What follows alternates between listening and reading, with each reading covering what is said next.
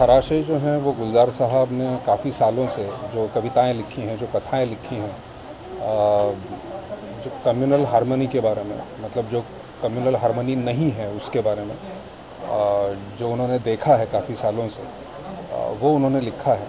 और बड़ी दुख भरी कहानियाँ हैं इसमें, जो ये बताती हैं कि रादर ये सवाल उठाती है कि क्या हम में इंसानियत है। खराशे जो है, जो आज हमारा प्ले होने वाला है, वो हमारे लिए बड़ा लैंडमार्क प्ले है बिकॉज वी स्टार्टेड ऐसे कम्युनिकेशन विद खराशे 18 July 2002 and it's again 18 July 2012 and we are again performing it and with the original team. The subject is about communal riots and the recurrence of communal riots और बार बार क्यों होते रहते हैं ये।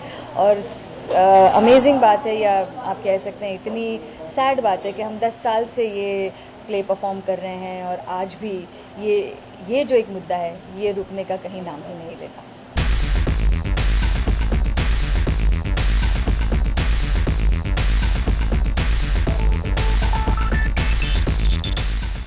ये मेरी ज़िंदगी के गिने चुने कामों में सबसे इम्पोर्टेंट काम, इसलिए सबसे मतलब मैंने जितना काम किया है फिल्म, टेलीविज़न, स्टेज पर, उसमें ये प्ले बहुत ख़ास जगह रखता है, इसलिए कि ये एक ऐसे सब्जेक्ट पर है जो मुझे बहुत परेशान करता रहा था बहुत सालों से, और ये गुलजार साहब की रचनाओं पर है। तीसरा, ये अपनी तरह का ये अकेला प्ले था जब शुरू हुआ था, यानी कविताएं और कहानियों को मिलाकर मंच पर एक साथ नहीं देखा गया था इससे पहले। खराशे उस फॉर्म का पहला नाटक था, तो क्रिएटिवली, सोशली, अदरवाइज ये सबसे इम्पोर्टेंट प्ले है मेरी ज़िंदगी का, उस दौर का। ये कहने के बावजूद भी अब ये और इसलिए महत्वपूर्ण है क्योंकि 10 साल से यही एक्टर्स इस नाटक को कर रहे हैं।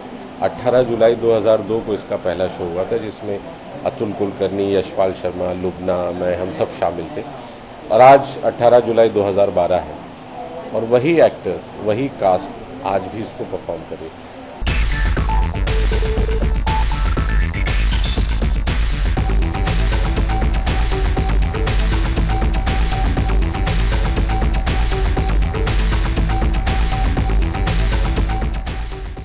Well, it's such a lovely feeling.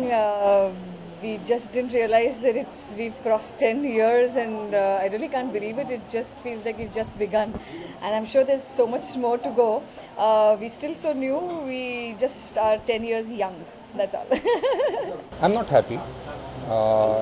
In the sense कि मैंने जैसा कहा, ये जो कहानियाँ हैं, ये जो कविताएं हैं, ये हमें बताती हैं कि किस तरह से हम एक दूसरे के साथ बर्ताव करते आ रहे हैं। मज़हब को लेके कैसे एक दूसरे को हम मारते आ रहे हैं, काटते आ रहे हैं।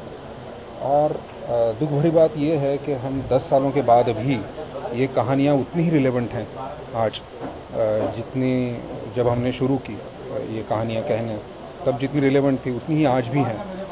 और हमारा लास्ट वाला जो लाइन है इस प्ले का कि ये सन 2092 है, तो मैं कहता हूँ कि नहीं, ये सन 2012 है, लेकिन मंज़र तो वही है। तो मेरे ख्याल से अगर ये हमें आज भी कहना पड़ता है, अगर आज भी ये लागू है, तो मुझे उस बात की खुशी नहीं है कि ये हमारी कहानी आज भी लागू है।